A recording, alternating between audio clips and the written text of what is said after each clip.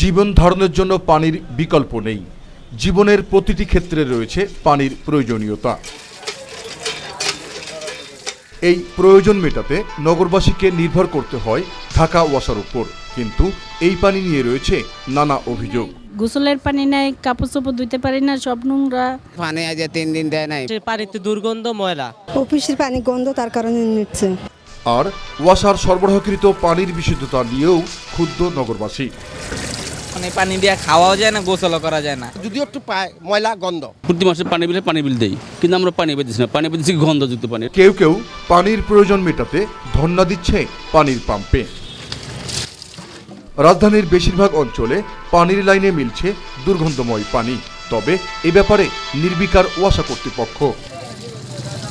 ওয়াসার বিল তো আমরা প্রতিনিয়ত দিয়ে যাচ্ছি এবং ওয়াসা কোনো ব্যবস্থা নিতেছে না। দেখারও কেউ নাই। 500 টাকা দিলেই ওয়াসারেতে পানি পাঠায়, গাড়ি দেয়া পানি দেওয়া যায়। পানিবাহিত নানা রোগে আক্রান্ত হওয়ার কারণ হিসাবে বিশুদ্ধ পানির অভাব ও জীবাণুযুক্ত পানিকেই দায়ী করলেন চিকিৎসকরা।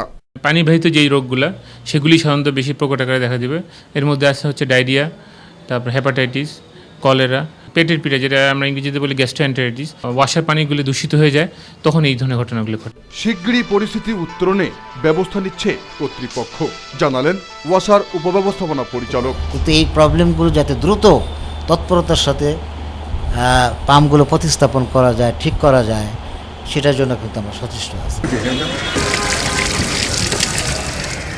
ভোক্তারা পানির বিল পরিশোধ করলেও বিশুদ্ধ ও জীবাণুমুক্ত পানির সরবরাহকরণে ওয়াসা রয়েছে সীমাহীন ব্যর্থতা।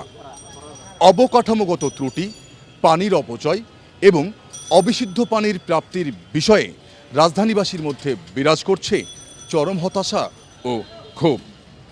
এ অবস্থা থেকে উত্তরণের লক্ষ্যে সংশ্লিষ্ট কর্তৃপক্ষকে আরও উদ্যোগী ও কার্যকরী ভূমিকা রাখতে হবে, এমনটাই প্রত্যাশা রাজধানীবাসীর। জাহিদ আহমেদ বাবু, মাই টিভি, ঢাকা।